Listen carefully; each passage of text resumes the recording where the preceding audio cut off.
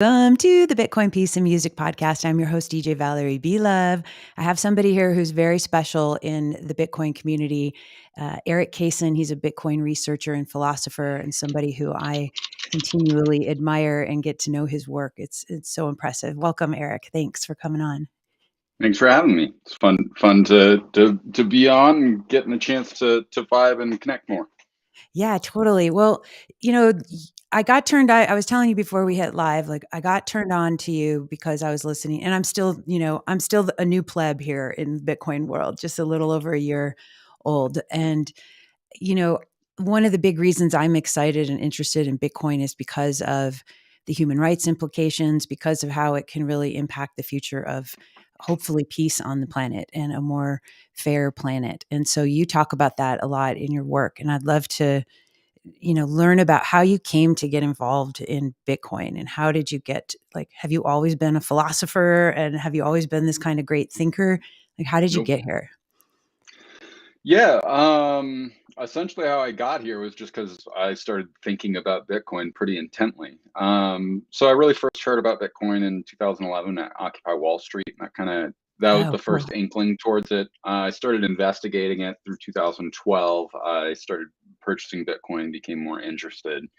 And really, by the end of 2012, I was on my journey down the rabbit hole. And then in 2013, I joined Coinbase, and I was with them for 4 years until 2017. And that really exposed me to the best and the brightest that was in the whole crypto space at the point in time. And then at the end of the block size wars, I pretty much decided that Coinbase was not the place to be for me, Mm. based on the changes of values.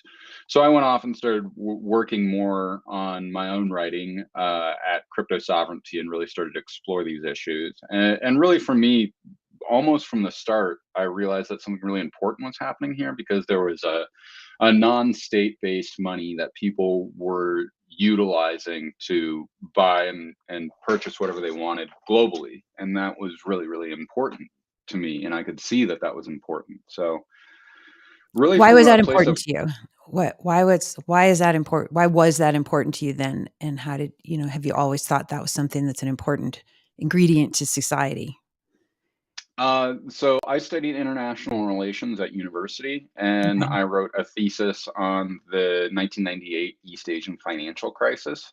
Okay. And a large part of that was essentially, like, this was a roving sovereign debt crisis that was happening because of the contractions that were occurring in the economy at that point in time from the fallout of the Russian ruble and other international financial events. And so seeing how that played out in Southeast Asia and how it really devastated the Indonesian economy and had a huge affect on the Thai economy. And in my thesis, I'd observed how the Singaporean economy avoided more of it, but it was all very strongly based on capital controls and the ability to control capital flows. And I realized with Bitcoin, this wasn't an option. There was no method to be able to control capital flows, very similar to how you couldn't do that with something like gold. So when I saw that, I got that there was something important, but I had no background in cryptography. Software development was limited to me doing tech support and being able to do rather rudimentary things. But through my investigation, I started to realize that cryptography was this really deeply important aspect of what was going on. And as I saw it, the real question that kind of got me started was, how is it possible that Bitcoin, this apparatus, this thing, this code, how was it able to keep its oath towards itself in a way that no institution seemed to be able to do? Why was Mm. it possible that Bitcoin was able to create this pledge of allegiance towards 21 million units only, and that somehow could totally fulfill itself? Because every nation that had ever tried to create a fiat money had never been able to do this. So why was some internet money able to do that? Hmm. And that kind of took me on a very long philosophical journey, which is comprised of hundreds of books and dozens of authors and thinkers. To really, I feel like now I'm finally getting my sea legs about me. Like I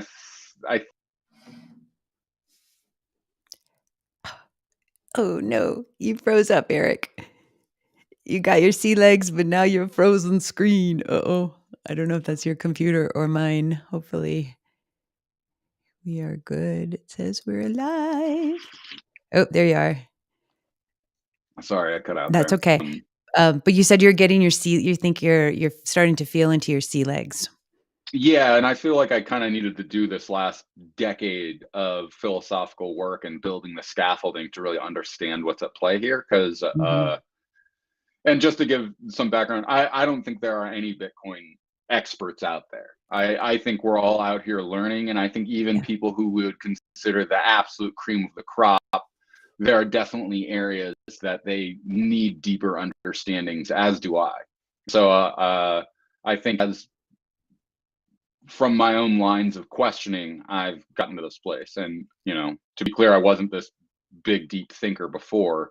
It was just the way that this question grabbed on me. Wow. So Bitcoin caused you your exposure to Bitcoin and the promise and possibility of Bitcoin turned you into this type of a thinker and it it shaped you. Is that what I'm hearing? Yeah. Yeah. And from Me too. grappling with this, well, and I don't think that that's, I think that that is a more than common experience for a lot of Bitcoiners.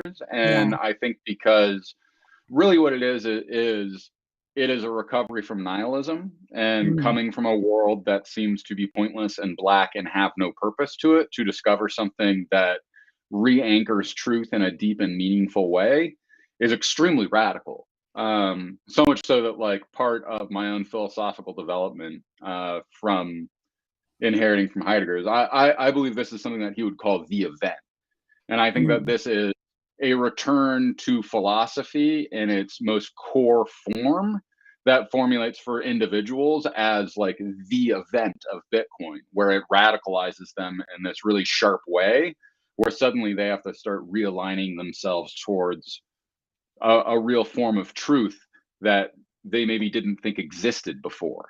And through the affirmation of that existence, it's like a lightning bolt striking somebody.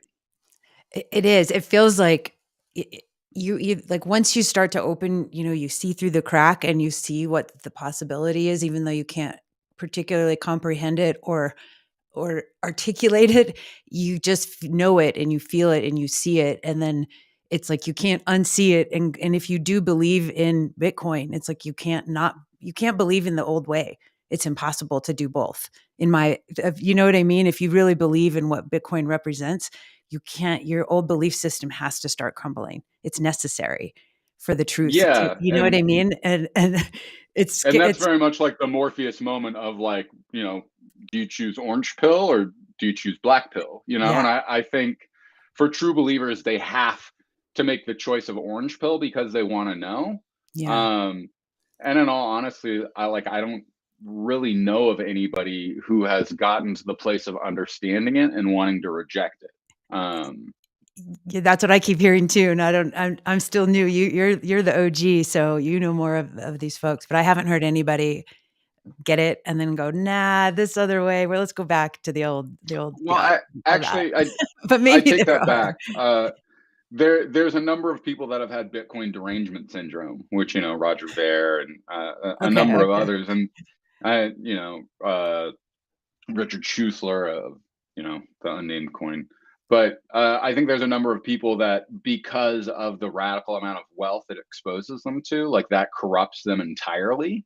Mm, And so like they make that choice to go like full shit coin and to promote that. And I think that it's a really interesting phenomenon that's been documented in many cases as well.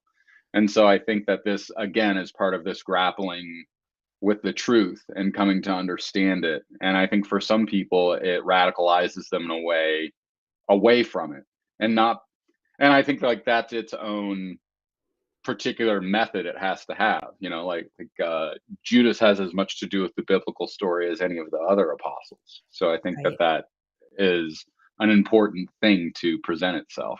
You're right, and it's not you're totally right because it's not just all of a sudden, "Yay, I see Bitcoin as this tool for good." It's like it can be, and if you're not somebody who is you know, a humanity thinker, like how does this serve humanity for the better? If you're somebody who's more about me, and what do I get, and you haven't evolved to that kind of level of thinking, I could see how it could corrupt, definitely it could corrupt the people who haven't, you know, uh, blossomed yet in this state, in that stage of their spiritual and heart evolution, because it can be used not for good, but Well, yeah, it's a tool. yeah, It's a tool just like any other tool, yeah, and that the written word has been this really great thing that we've used to educate people, and so is the scientific method. But there can also be truly evil things that can, document heinous things that, can tell people heinous ways to treat and to hurt each other in addition, just like how any other tool can be used. yeah, To me, what this is it's such a huge and different tool that's playing on a different level that humanity's never played on before. Like I still think even though, we're 30 to 40 years deep in the development of the internet as a global tool that everybody can use and that has unified us in a way that's truly different from anything else, I still think it is radically underappreciated for just how powerful it is. yeah, And now that we have this object of wealth that lives there and is part of it, like this, to me, what this is doing is it's opening up a totally new ethnos of humanity. It's a new form of people, and those people are Bitcoiners. And the ethnos that we have is that we're all committed to rules of fairness and equality for all. The rules of the system of Bitcoin are work and operate just as well for Satoshi Nakamoto as they do for a humble pleb that has a couple hundred sats. And this is all like I can't state how powerful or how important that is in the grand scheme of humanity, and particularly in the historic tale that is humanity and what the pursuit of wealth has been within it. yeah. I think that's a killer point because it's indiscriminate on who gets to use it in the same exact way, and I think that, and how it can benefit, like you just said, a pleb or Satoshi, or it could benefit Putin or whoever, who decides to go, this is what we want to use. You have a quote in one of your articles that says, power cannot be created in the cipher net through violence or subjugate or subjection, but only through consensual agreement with the other. Um, and again, with peace as part of one of the objectives in my life, and finding tools that can help create more peace. Music and Bitcoin to me are like two of the best tools in the world, I think. And so, can you elaborate on this a little bit for people about the because a lot of people talk about, well, how can Bitcoin stop wars? And it's like, how can Bitcoin not, some people, even I heard the other day in a space, he's like, people are always going to start wars and this and that. And it's like, yeah, but they can't keep funding them, and they can't keep that machine going of the money printer violence. So can you explain a little bit about what you mean by this? Yeah, the incentive structures of what are occurring have reformulated themselves. Because right now, in the way that we do funding, specifically for uh, this military scale mechanization, technological form of war, like this is an extremely expensive thing to fund, develop, arm, source. All like it takes so much more money than any of us understand. That's why the US military budget consists of nearly half of the entirety of the tax base. Like it is a really, really, really expensive thing. And so when you have fiat money that you can create infinitely as much as you want and pay yourself with it, well, it now becomes possible to source that because of the way that you can utilize that discrete methodology to fund it. If we go back to a sound money standard similar to gold, and the same reason why we didn't have this scale of war on a gold standard is because of how expensive it was. If you wanted to be able to go bomb somebody out of existence, you needed to actually have the gold in hand to be able to do that. That's why we didn't have total war occurring in the 19th century. Why it was still bracketed to an extent was because if you went in and did a campaign of total war against people, well, there wasn't any money that was left over to try to extract in any meaningful way. And so I think people really don't appreciate, and I also think that this is generally another aspect of the cynicism that a world of nihilism has given us. What we're talking about is super basic logical stuff that, like, in the 22nd century they'll be like, how could people be that deluded to just like listen to raw authoritarianism when they're like printing out trillions of these units that they know are going to be useless later, and the Yeah. professor will be like, well, at that point in time, like, dogs couldn't even vote. We didn't have the neurological software to be able to communicate with them. So, it's natural that people would not be able to use their own thoughts to understand these things, and that's taking it a little out of left field. But it's more of the fact that uh, we don't appreciate how deep of an authoritarian world that we live within. And to me, like, I think this is an affect of people truly do not know how to think anymore. And when I No. say think, I mean assembling from a first principles process of why something operates and its importance around it. People can take different aporas of these authoritarian things that they've been told and reassemble them for themselves in a way that allows for them some sort of understanding that looks similar to thinking, but it's not thinking at all. And I think that once you start from a first principles basis of, okay, what does it mean that there's now a money supply that can't be manipulated for any single individual? What does it mean that we can't just print money out of existence to fund whatever willy-nilly idea that we have? What sort of accountability does this bring back to the whole money system? And that's such an important word, accountability, because it's not just about it's about the true ability to mathematically be able to account and point to where things go. And I think it's really important when people are engaging in the current fiat monetary system to understand that there's a direct connection between the dollars that you pay and the war that it finances. Like, you could trace where those dollars are going and how it connects to the method that it's utilized within the financing of war. And that's really, really important. And this is the place that I always feel infuriated when I talk with people uh, that identify from the contemporary left and want to take on the Democratic or the Blue Wings party of, that it's wasting energy, is that this is the most powerful thing that can be done for human rights and the dignity of people everywhere. And because you're not thinking about it, you're taking on this idea that it's wasting energy instead of that it's making a subjective choice of how to use that energy to secure this new monetary system that can't be messed with. Yeah, I think that's a huge point, Eric, because so many people are reading a headline and because they love the earth or they love whatever, they want to conflate that and believe what these bullshit headlines are saying about the energy consumption for Bitcoin production with proof of work. And then they go with that instead of digging deeper into, first of all, why do we even need sound money? And what is sound money? And why is it good for human rights? Why is it good for you? Why is it good for me? We, us, our future, our kids. And so many people don't even have that concept. Like, I can say personally, until I started getting into Bitcoin last year, I didn't understand what sound money was. It wasn't something that I knew. I ran a couple businesses. I have an accounting degree. I've worked at Deloitte and Touche, all these, I have a background in money, but I was never taught this way.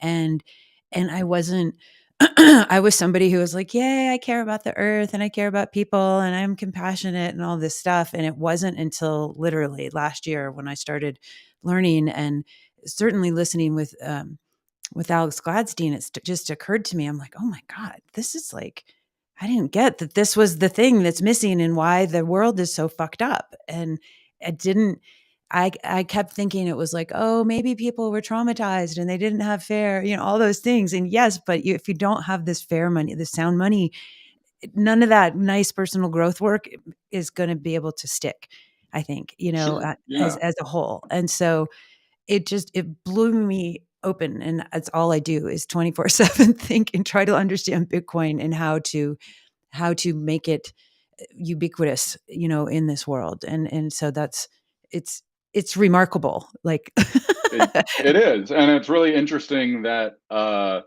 similar to what you just said, same thing with me. My life is committed towards Bitcoin, and I know dozens of other Bitcoiners, and it's extraordinary to me that there is this entire class of new evangelicals who are here to, the word evangelical means to spread the good news. Yeah. And like, that is literally what we are doing. And, to one of the things I think so interesting is with my work, it's about going into the totality of what the abyss of modernity is and understanding the nihilism of that. Because like my philosophy at its depth, like it is extremely dark because it's the idea of that the state as a politicized entity has the right to label anybody it wants as an enemy combatant as we understand it, but it Mhm. is a person who can be stripped of their rights and killed legally. That happens all around the world, and that's what the 20th century was about. It was about killing tens of millions of people under legalized lawlessness, where they killed people in order to be able to extract money from them. Mm. Like that, it is really, really fucked up. And it's also really important to understand that this is an apparatus that the state reserves for itself under the conditions of emergency. It can label whoever it wants as an enemy that it has a right to destroy legally. And as we saw throughout the 20th century, this happened over and over and over and over. And this was only possible in a system where people didn't have self sovereign wealth that couldn't be extracted from them. And so it's really, really important to connect this point because the world we are in is extremely dark right now, Yeah. and I really want to emphasize for people what makes it so dark isn't just for the raw evilness that it is, but it is truly a world of lawlessness. And just because we have these nation state things that have this thing that they call law, that doesn't make it law at all. Because if it truly was law, it would be like Bitcoin. The rules would apply to everyone, Mm. irregardlessly and biasly. And that Yeah. is something that is not true in our system. And it's very, very important to understand and connect how that system of lies and guile connects to the system of wealth directly. Right. And so what do you think with the old way hopefully coming into a new way of organizing ourselves as humans, right? And this is something um I've been wondering about with like the Citadel idea, the Citadel mindset of let's go build these citadels and we're going to have our own, circular economies and it'll, it will grow with these ideals, this code, this way that we choose. I mean, we still depending, let's say we go, El Salvador as an example, if they turn into what, hopefully we can, envision the Citadel life to be, there's still going to be outside forces that haven't adopted that yet, And so it's like, how do you, circling back to the military part, how do you protect and defend yourself from outside forces that uh, don't see the world the way that you do,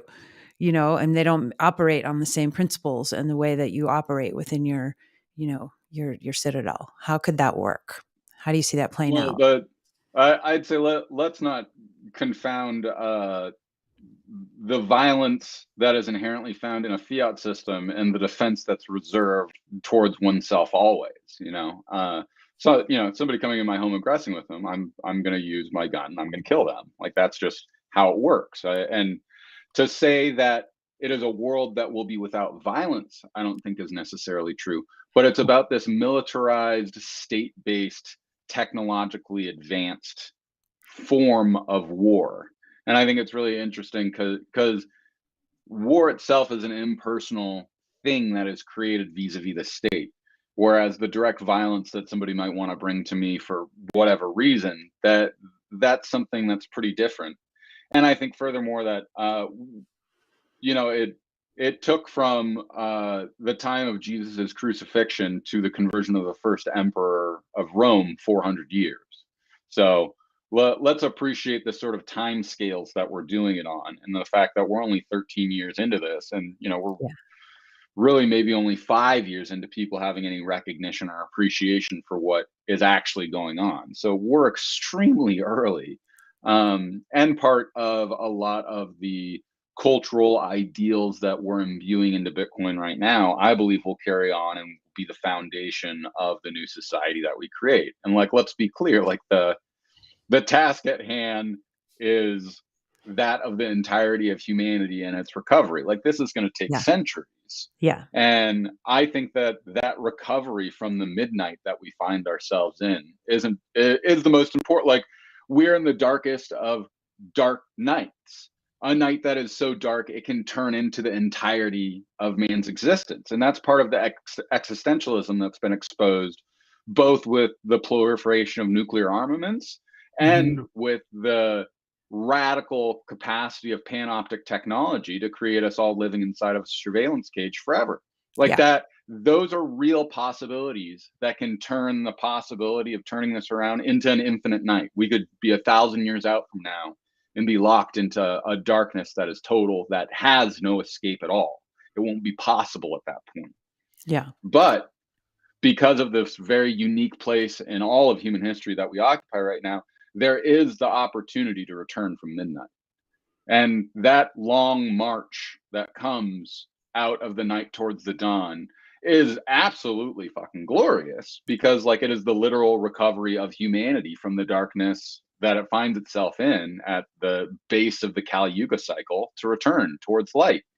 And I think that this is that event, and I don't think there's any way to stop it, because all it is truth.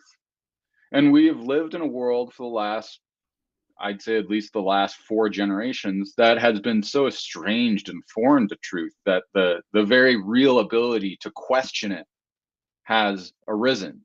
And I think you can talk to people that, they'd say truth is subjective. There is no meaning to this place. You die and it's nothing. And they believe all of that. And that's fine. They're entitled to those beliefs, but it's just not true.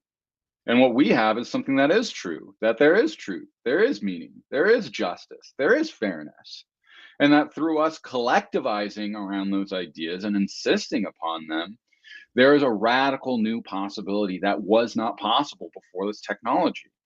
And that is the possibility of a globalized, decentral public apparatus that we can all use to make sure that the game of wealth that happens throughout the entire world can be played on a fair and level playing field, where the assurance and guarantee that your wealth, if you utilize that private key, will be reserved only for you. And in the number of units that you have, over 21 million, there will never, ever be more than 21 million. And that is a promise that is guaranteed, more so than anything else on this planet, as far as I'm concerned. There is nothing that has more truth to it than the fact that there will not be more than 21 million. Yeah, this truth machine is so, I heard it called a lot of different things. I mean, would you call the Bitcoin network and the protocol a truth machine, a truth apparatus? Like, Yes, and yeah, and and that's why it's a clock. it's a Think clock. about that in terms of time space temporalism. It represents the truest clock that has ever actually existed. It is a method for keeping time. And through that method of keeping time, it has a formula of truth that it tells every 10 minutes, saying how the world has changed in that 10 minutes. And it Mm. utilizes this encrypted language to show how that world has changed. It's the fact I've been doing this for a decade and I still find I can talk about this incessantly, and somehow I don't get sick of it. I had one single time in the middle of the Bitcoin conference where I was talking to somebody and I had the thought to myself, I was like, I'm tired of talking about Bitcoin right now. And I went and I had a coffee and I was like, okay, like I'm good. I'm good to go again. And I Let's thought that was go. incredible. Oh Yeah, my I thought god. that was incredible that somehow I recovered that quickly from it. But yeah, and it's just because I can imagine that this is the same way that people spoke about religious ideals at one point in time, and that how monks would talk to each other over the dinner table about the nature of God's existence in the world and how he shows up, and yeah,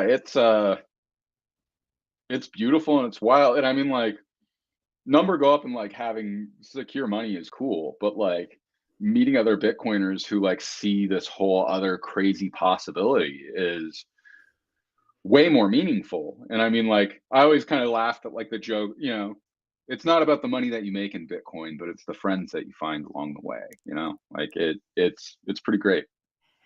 It is pretty great. Like how clearly this has obviously changed your life, my life, a lot of all of our lives, that the people who are like, yeah, let's go be these messengers, right? Like we're students and messengers at the same time, constantly, right? And I feel like we I feel so lucky. I literally feel like I got the golden ticket of like the tap on the shoulder, and I heard it and it made sense and I kept going further, and I'm like, "Oh my gosh, like so many people don't get it still, and they get the tap, but they're not I don't know, it's not resonating with them for whatever reason, when the student is ready, the teacher appears kind of thing. Sometimes people just aren't ready, even if the teacher's in front of us, right? And so, how do you Sure. I handle mean, sorry, I was just gonna ask you, how do you handle people in your life who are not willing to listen to the tap, or they're just not ready? Or I mean, has it changed your relationships that you're only talking to Bitcoiners, or do you have a lot of people in your life that aren't Bitcoiners? Like, how does that work for you? great question. I mean, my first real experience of getting that tap, I felt quite angry actually. Why me? I don't understand this. I don't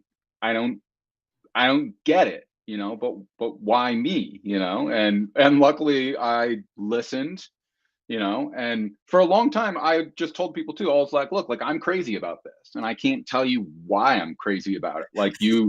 But you should go all in, like I remember at a Coinbase offsite, I got all drunk and was yelling at everybody that they needed to like leverage up on Bitcoin and that they were all stupid for not being all in on it. Oh my god. And yeah, it has created some conflict in my life. But frankly, like it's I'm like old Eric is gone and he'll never return. He was a different person in a different place with a different possibility, and it was only I think it's really interesting to think that like the subjective risk that I chose to take on, like that could have totally blown up on me and blown my hands off. And like I could be a dude who's like poor, working at a job, being like, I like lost all my money on Bitcoin early on and I like hate it. It's stupid, you know? And to be clear, like there was like a number of years that I was like upside down on Bitcoin from like buying it on debt and that kind of shit. And it was a huge risk, but it was through taking that same risk that would quote unquote like kill me. I also like liberated the possibility of who was beyond that risk, Mm. and particularly with market conditions are right now. And like, look, not financial advice at all, but like there is a huge possibility for somebody to thoughtfully come into this market and, profit based upon how risky this investment is, this perspective, this idea of how money could change and be different right now.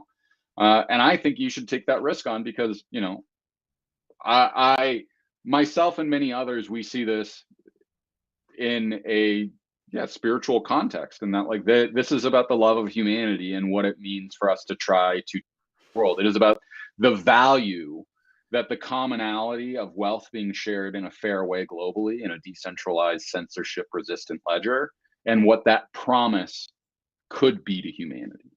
And to me, that is such an important possibility that I want to risk all of my wealth and all of my potential on it, because I would rather do that and have that go down in flames than to participate in the normie world just trying to make my money while trying to shut out the noise of how dark everything is. Because I very sincerely believe this is humanity's one shot to extricate ourselves from the absolute nightmare that we live within. And I think, people will find that I'm too dark, but this is from my way of understanding philosophy and looking at the world. Like, I think the entirety of the world right now is about trying to create a totally inauthentic existence, Mhm. and how we don't have nearly enough appreciation for how much that has absolutely poisoned us.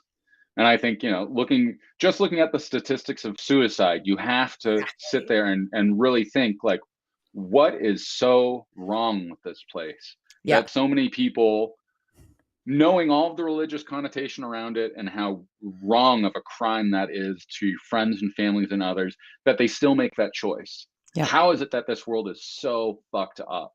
And to me, it's because of the way that we have became so estranged to truth that when we encounter it, a lot of people can't even believe it for what it is. Yeah, it's seriously this poison programming that we've been subject to for our whole lives and for centuries, but certainly now more escalated because of uh, this little thing that we can touch and lives in our pocket and goes to the bathroom with us and is on the bus with us or on the car, and we're constantly looking at it and we're allowing it to program us. And we are not we don't even understand the magnitude of the billions and billions and billions of dollars that are behind it that want to manipulate our psyche and our consciousness and our behavior so that these, you know, organizations, companies, people can profit from us, and without understanding the consequence of the global impact of, wow, you're creating all these numb, dumb, sick, scared, broke, hungry, angry, lonely, tired people who are turning to these coping mechanisms of drugs, alcohol, sex, food, you know, porn, games, whatever it is, that all those things are fine in a little bit of moderation for a pleasant life, but we're turning into these things for our coping mechanisms, and then they turn into these addictions, and then they turn into something that turns our souls and our hearts upside down, and then we're not thinking clearly. We're not understanding that, wow, we're like these little contorted human souls trying to get through life. Nice to meet you, you know, until we have a breakdown, you know, and unfortunately but I see what's been going on, you know, and then when you get this this new promise through Bitcoin, I mean, it changes the way that you think, and you do get angry. I mean, you get angry because, like, why me? But you also get angry like, what the fuck? This has been going on and it's going on right now. Like, I can't believe I didn't know. Like, I've been duped for 5 decades, you know? Like, well, that's not Yeah, fun. I really like that this idea of like kind of the contorted, because that's what it Mhm. is. That's what the lies and the falseness and the addictions and all this stuff does, is it knots us all up and twists us and makes us all distorted. And Yeah. I think a great example of that is that like in all of that knottedness and distortedness, you have people that like are very sincere environmental activists who love the planet and want to care for it and want to do everything in their power to help it, but because they're so knotted up and contorted, they can't approach that through truth, and they take upon, being a corporate mouthpiece to go out and say, no, like, beyond beef is the real answer to help save the planet. What, and it's like, Right. look, like, it's that knottedness of a misunderstanding. And I think what Bitcoin does is it helps us start to unknot that and be able to finally twist free of it in a way, and to turn back on it, and to say, here is this tool that you can utilize to understand truth in a very different and radical way. And I really hope that you'll take it sincerely and deeply and follow where the rabbit hole takes you. And I think that for each of us, that's a very different journey that Yeah. is, as John Vallis would say, it's our own hero's journey. And for me, that hero's journey was, it was pretty early, so there weren't other Bitcoiners around for me to connect with. But for me, it was through my own thought process and needing to engage as sincerely and as thoughtfully as possible. Is this real? Like, can this thing actually keep an oath in a way that no man or institution can? And if so, how is it doing that? And why can it do that? Yeah. And is there a way to destroy it? Yeah. How can I And poke holes in it? That's like my skeptical mind wants to poke holes in everything to make sure that this is actually real. Like, is this fuckable with? Is what everybody says true? And you really do have to go try. And I'm not a developer. How do I want to learn, like, am I going to get the rug pulled out from under me or not? And I think it's important for us to do our own research, and really do our own questioning and with an open mind, not with just all I want to do is poke a hole in this. It's like, yeah, if this is true, this would be great, but I want to make sure, you know, yeah, and don't trust, verify. yeah, And like, exactly. don't trust me, don't trust the authorities, don't trust anybody else. Verify for yourself. Is this information true?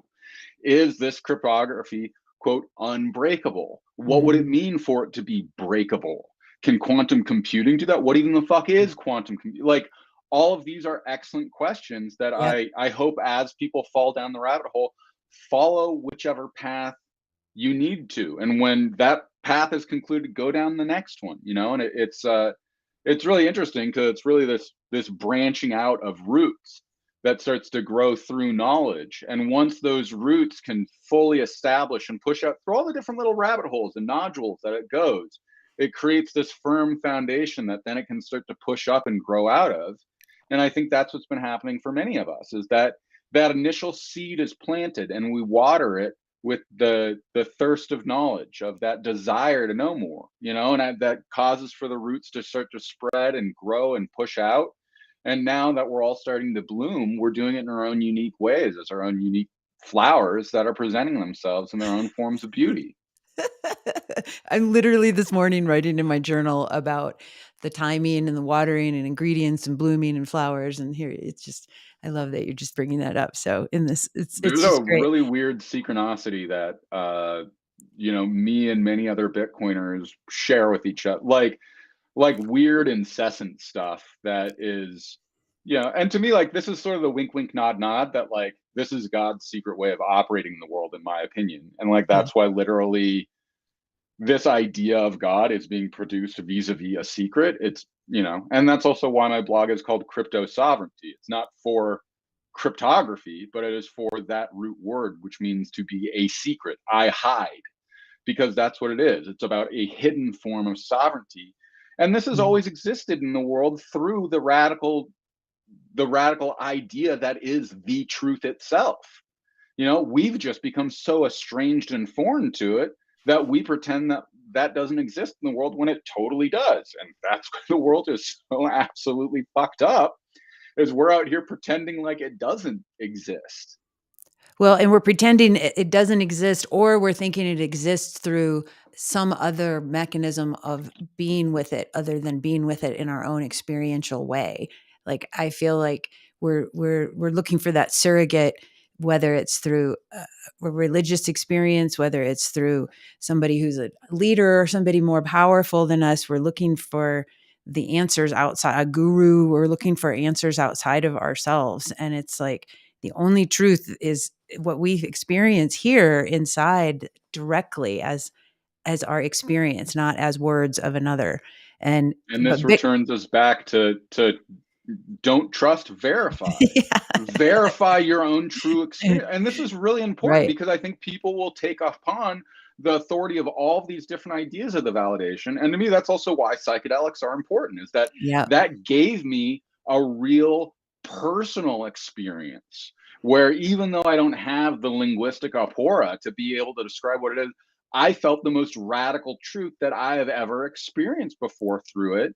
Yeah. And to me, that really connected me to understand that this radical truth is nothingness itself. And through pushing through that nothingness, and that can be misinterpreted as there is nothing, but no, it is the clearing, the open, that is the possibility that finds itself in the nothingness. And that's the same reason why Nietzsche can say that God is dead and that our task is to overcome him, not because there isn't a God anymore, but because there's a radical different way of understanding him through nothingness itself, and that God needs us as much as we need him. God needs us in the world to implement and install what he wants for the world, which is for that there to be a such thing as the truth, and that there is things as fairness and justice, and that we can actualize these things as people in the world. But we have to do it. Yeah.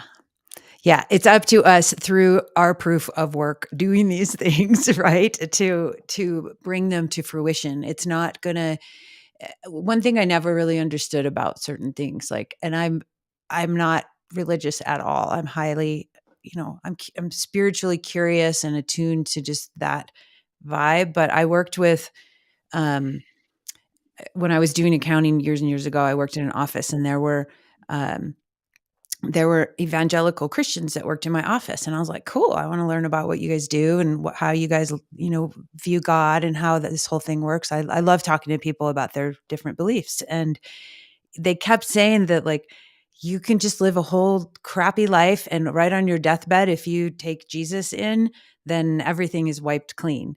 And to me, I was like, really? So why doesn't everybody just do that?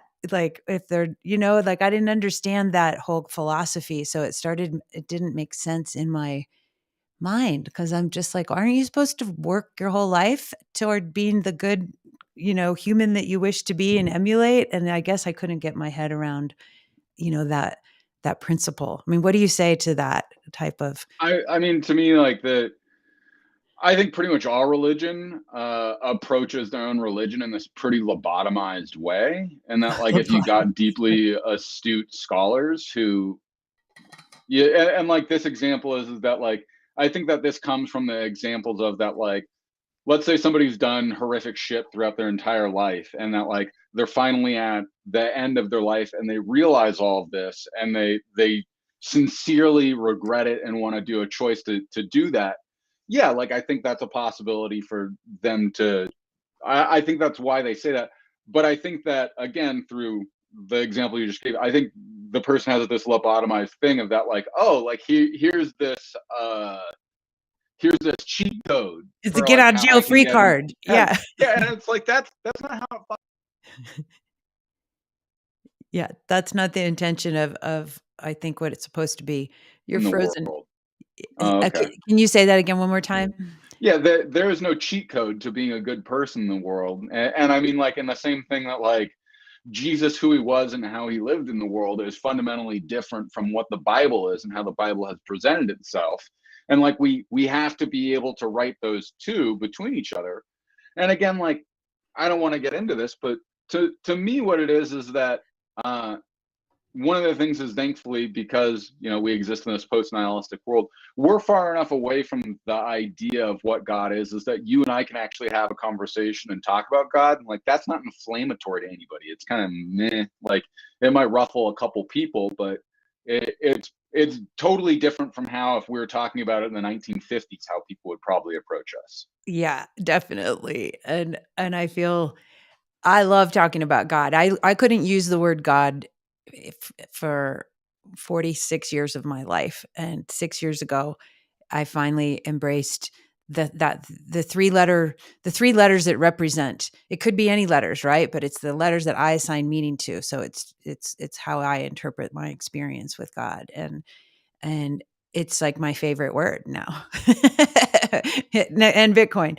Um, but it's like I had to let go of a lot of old ways of resistance and thinking about it and feeling it because of certain things in my life, for that long. And so Yeah. I feel like, yay, this feels good to me, and I can embrace it and not resist it and feel so, because the old meaning of God for me was very compartmentalized. It was very judgmental. It was very damning, and you're going to hell if you make a mistake. So there was all that fear, and I was just like, this doesn't sound like I'm not interested in that. That sounds horrible. And so my whole life I felt very unattracted to the concept of God in those terms. But then when I chose how to redefine it based on my experiences versus other people's words that they wanted to tell me what God was, then it was this whole new world that showed up. And now I'm like, oh, it's just great. I, I I'm so grateful for all of this that we're coming together. And I feel like Bitcoin does bring out this soul in us, this love in us as people who are taking the time that they understand the implications of what Bitcoin is going to bring. And I'm really grateful. I'm grateful to you. I could talk to you for 10 hours on this stuff. So No, I'm super grateful as well, and it's like it's funny to say it, but like, isn't that like the real value here? Like, isn't and this is what I think is so funny is that by it engaging with this question of what value is, like it Mhm. starts to transform everything because you realize that there's this etymological confusion that we all have around this term value or wealth or money or security. Yeah. And that because there's this etymological confusion where we're like, well, to have wealth is a bunch of money in the bank. They Right. say Yeah. it's money in the bank, like that's real security, like there are laws that protect my money in the bank. And so like, yeah, logically on its surface level we could say that that's true, but as we pull back the layers, it turns out, well, no, it's not secure in the bank, no, it's not secure as dollars, no, like these laws don't protect you. And now that we've established that that's what that is, we can also move forward with that. Okay, if this isn't what it is, how can we protect our wealth? If Yeah. people are allowed to mistreat us and have the rules of the game, skewed in their favor, what can we do about that? What?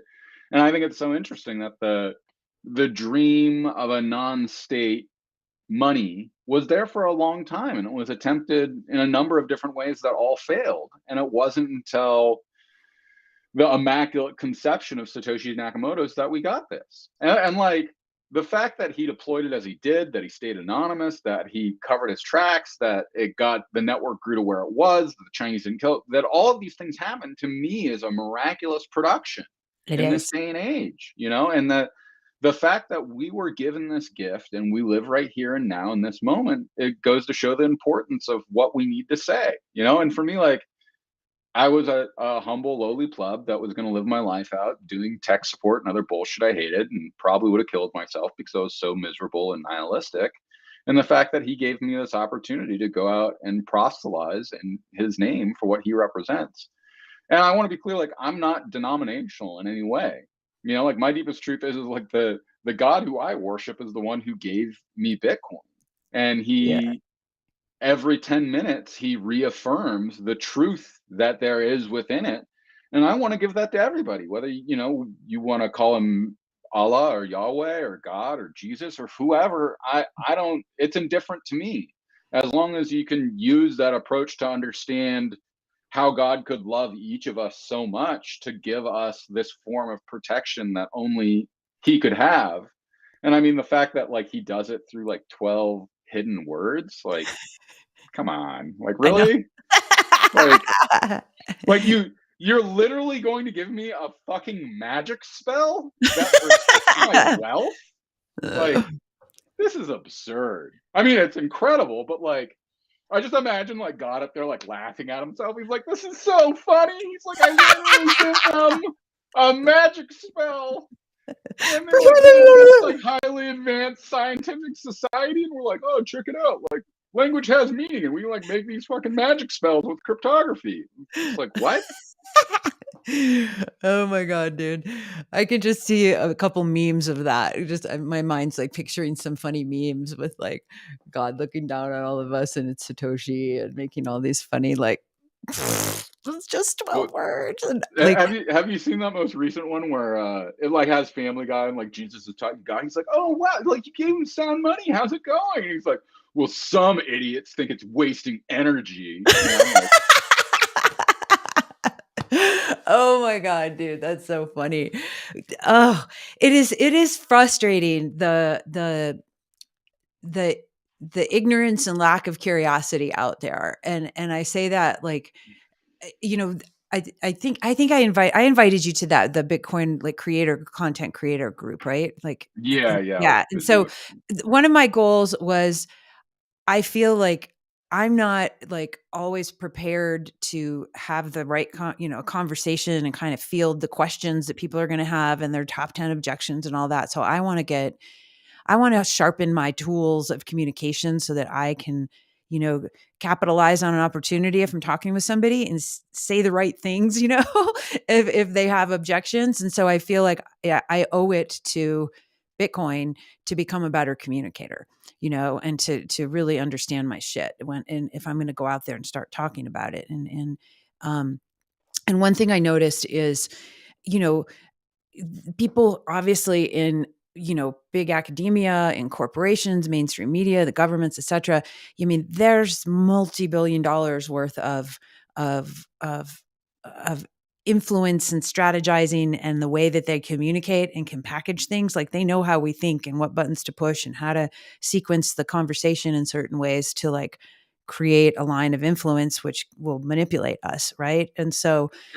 so it's for us plebs who don't have that background, I'm like, I need to go learn how this works so I can be like a Jedi and communicate with grace and skill and intelligence, and even like I was interviewing Nathaniel Harmon from Ocean Bit yesterday, and he was talking about this ocean energy for Bitcoin mining, and how they can use the different heat currents and all this stuff. And I'm like, this is great.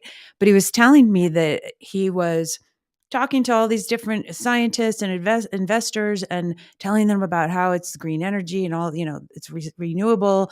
And he hadn't mentioned Bitcoin yet. And he's just giving them all the, yay, look at this. We're going to have this possibility for Hawaii. We're going to have this possibility for the world. And literally they're all like, this is great. We're on board. And as soon as he brings up Bitcoin, they're like, oh, and they start the whole scoffing and this is stupid. And it's just one of those like, how do you help bridge the gap with these really intelligent people who clearly want to do something good and have resources, but then as soon as you bring up Bitcoin, all of that bullshit programming takes in and then they resist? Like, how do you handle that? Sorry, this is a long We all question. get no, it's a great question. We all get Bitcoin at the price we deserve. And like I'm at the place that like I'm super uninterested in people's objections. And so when they bring them up, I go, cool, have fun staying poor. Like I don't care. Because my big thing is having gotten in early on and watched this develop and then watch shitcoining happen and at every stage, like if these motherfuckers were so smart, why weren't they buying Bitcoin in 2010 and dumping it in 2020? Like there are so many questions that come up, and I get angry because I go, look, if you have real objections that I haven't heard before, and if you read past the headlines and you actually did your research, awesome. Like I'm really interested in hearing what you have to say. If you haven't done that, or if I just find the objections that are brought up to me are always frankly childish, and it shows that how poorly researched it is, how poorly it's understood. I find it really frustrating when people bring up like, oh, this wastes energy. And I go, well, tell me, if you're so informed about energy markets, why do energy markets go negative? And they go, what do you mean? Well, there will be times on the grid where you will be paid to take the energy off people's hands. Why does that happen? If Bitcoin wastes energy, please stop. And so I can even feel myself getting angry about it right now. Yeah, I yeah. angry. I go, look, Sorry, I've I don't dedicated the upset last you. decade of my life. I've dedicated pretty much the last decade of my life really thoroughly this, trying to poke holes in it, not because I want number to go up, because I want to find out if this is actually real and if I need to continue doing this or if I'm wasting my time. Yeah. Yeah, that's a huge one. Oh, you froze again. And you're not wasting your time. I have all these things. Yeah. Oh, okay. They're good. Yeah. Yeah, I'm trying to poke holes in all these things, and tell when you do the research, every objection that you have can be overcame. And more importantly to me, the thing is, you want to defend this fucking system? You want to defend this system that takes advantage of people, that bombs them out of existence because they're fucking brown and are on the same side as you? You want to Yeah. participate in all of this nonsense? That's the system you want to defend? You really think JP Morgan and Citibank are your friends? You really Yeah. think the government, the same government that has committed these genocides throughout the course of the 20th century, they care about you? Why? Why do you believe that, other than that somebody on a box in your living room who you'll never meet told you that? And so I get really frustrated and angry about these things because people, they approach it from such a rudimentary way that it goes to show you haven't even tried to open the fucking book. You Yeah. looked at the cover and said, this was too hard. I don't want to do it. Well, have fun staying poor. Yeah. And when I say poor, I want to be very clear. That's not a fiat term. To be poor means you don't have wealth. And what does it mean to be a subject of any of these nation states? Well, it means that your wealth is subject to the whim of whether or not you're a good citizen. So sorry for getting fired up there. Dude, I love it. I love your fire and I can see that. And I love the way that you approach the like, is this system the one that you want to defend? I mean, that's such a good talking point to people. And it's like you see that it's clearly broken, but you're not being open to this new possibility that's right in front of you if you take the time to understand it, and dive in at least and attempt deeper than the box and the headline and stuff. And it is I think what one of the things that one of my theories is about the ego, the human ego, and and nothing against men or women, but just the male ego, particularly, of being duped It's a big deal if you've gotten the rug pulled out from under you and if you've been operating a certain way. Women, I think we're a little softer and different. I mean, certainly some of us, we don't like being lied to. We don't like being, you know, manipulated and all that. But when men I see encounter this, especially men who are in the old financial system and they're presented with something new and their whole livelihood has been from this old system, you know, it in and it contrasts like, yeah, I care. They could say they care about the world and humanity, but they're doing all these money things. But then when they're presented with this new way of looking at the world, it's very it's so disempowering to the ego because it's going to question like, wow, you've got duped, and you know that must make you stupid. And so but it's not true. It doesn't, you're not stupid. It's just you were following these lies because that's what you were doing. And it's not like because you're a jerk or anything. But I think the crumbling of the old way is very difficult for a lot of people. It's hanging on to that no, my way, thing. And it's just, Yeah, I I mean, think that's what's going to wreck us. it is. And I mean, that's what is wrecking us. Like we literally have a bunch of geriatrics who believe that they have the answers for us and our future when they literally can't put a fucking attachment on an email. It's outrageous that everybody who's running our fucking country is a geriatric who's going to be shitting their pants within the decade because they can't control their bowels. And yet, for some reason, they get to try to tell us how we're supposed to interact with technology and how money is supposed to work. Yeah. I get very angry at the fact that because these people won't set aside their ego and go, maybe I don't understand what's going on here.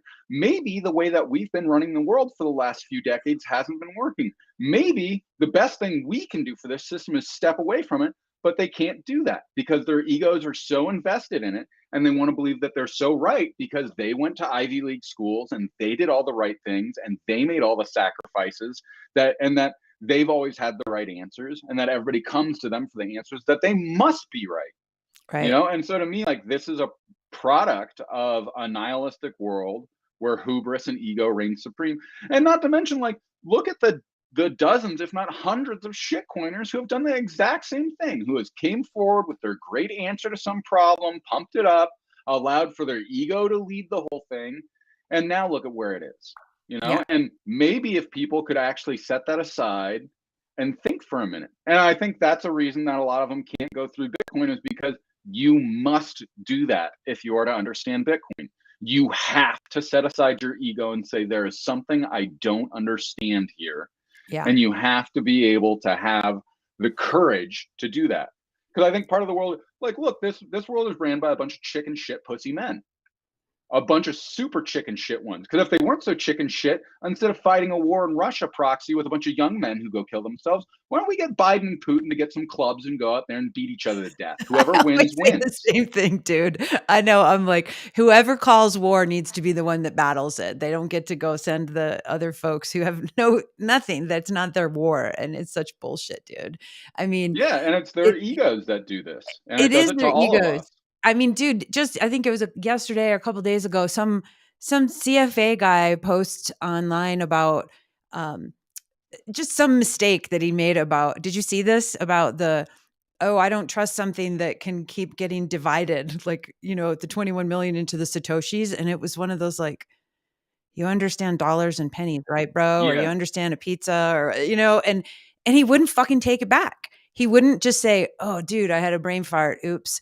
Like he stuck by it. And not only did he stick by it, he was like, oh, the Bitcoiners get all feisty if I say something bad about Bitcoin. I'm like, dude, it's not about Bitcoin. You just don't know math. Like this is called math, dude, math. And so just it was one of those like, just it's no big deal. Just say, hey, I'm my brain wasn't thinking clearly. I didn't have enough coffee. Huh? Maybe I need to rethink this. And so it's that well, ridiculousness of this is why Bitcoin toxicity has became a thing. Is because instead of these people setting aside their ego and saying, "Hey, maybe I got this wrong," they won't do it. no. And so When it's Like math and I you're like showing fucking math too. And it's not like, well, this is kind of light orange or that's dark orange and I'm colorblind. It's like, no, these are called numbers, bro. It's it's really stupid. Yeah, it's really frustrating, and I think it's important to realize like this is why Bitcoin toxicity works is because we continually get people who engage it insincerely and lead with their ego. And the only thing we can do to shut them the fuck up is letting them know, hey, you're a fucking moron. This has to do with the ability to divide. Can't you Oh fucking god. understand that? It's a tough So one, man. I swear. It's going to be a journey for sure, and I'm glad we're on it together, Eric. I mean, this is really like I'm really excited and grateful to know you. And I'm not even halfway done with my like what I want to talk with you about, and I know we're on a time crunch, but um would you be willing to come back and do a part 2 with me and talk about the Bushido code and our code and kind of go into like, I even pulled this up here, check it out, because I thought this was kind of cool. I I really part of what I'm interested in doing, I have a project that I'm working on called the 11x code, and it's about, designing your holistic life. It includes Bitcoin and everything. But when I heard you talk with Alex on the on his podcast, clearly we do have this Jedi code as Bitcoiners, I think, and I think as, holistic humans who want to go make the world and our lives better for ourselves and future generations. I think coming from a place of that that code, that foundation of our value system, our virtues, the way that we want to operate as humans, like to me, if we're filtering our decisions and what we do through that, then I think we're going to make really great decisions as we go forward as a humanity. But I don't feel like we have a consensus on what that is across the planet. I think we do in our minds, and I think it's fragmented, but I don't think that we have like something that the whole world can agree on as far as like what is the foundation of a whole happy, healthy humanity. Like Tomer says, like the humanity being. I love that. Um, so it's I don't know. Would you be interested in chatting some more about that? yeah, it's again with the serendipities. I'm actually talking with Alex later today about this same topic because we're gonna give a lecture on it at Bitbop Boom. So this will it'll be helpful for continuing to flesh it out because yeah, we're thinking about doing a workshop kind of around this whole idea of how do you create your own Bushido code, Okay. integrating Bitcoin in a way that allows Yeah. for you to approach the world and through that lens. And I think that's an important way, and people already do that, whether it's through their Christian lens or whatever else. But Yeah. this, I think, will give people a new and different method for themselves to approach the world as we would hope would be the values of Bitcoiners. Totally. Dude, well, I would love to chat with you guys about what I'm up to and I'll show you offline because to me it's like this lifestyle for the future and I think we do need to have our own code. We need to codify ourselves and know, I call it getting your MeHD, like how do you operate? What are our kryptonites? What are our strengths? Individually, we're all different, but we still have this baseline that we can operate from. And so I think it's definitely something that is missing, and I think we can put it together as like, I mean, I'm like, I want to put something together like Satoshi and help everybody put it together, and then just leave the framework there, and then let everybody go, let it grow, like kind of be the doula midwife, like how Satoshi was for Bitcoin, and then it's like let the people go do the thing with it. But the thing is there, and it's beautiful and it works, and yeah, so I don't know. Maybe we can have a chat with us Cool. after. Well, yeah, let's we'll coordinate. We'll coordinate for part two. Okay, that sounds good. And yeah, I'll talk with Alex too. Alex and I were talking about doing an interview about the male and the female, the masculine and feminine roles in the world and in Bitcoin. So I'm curious to see how that might unfold.